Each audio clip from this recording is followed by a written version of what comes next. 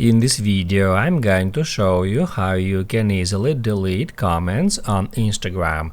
Be sure to watch the video to the very end so you don't make any mistakes, and of course do not forget to like this video and subscribe to my channel.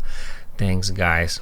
So let's get started, and first off, open up Instagram app, then go to your profile, tap at these three lines, and then select your activity.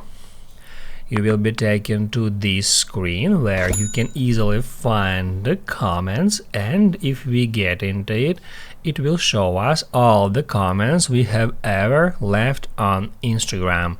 If we would like to delete a comment or multiple comments at the same time, we need to tap at select right here, and then we'll be able to check mark a comments you would like to remove.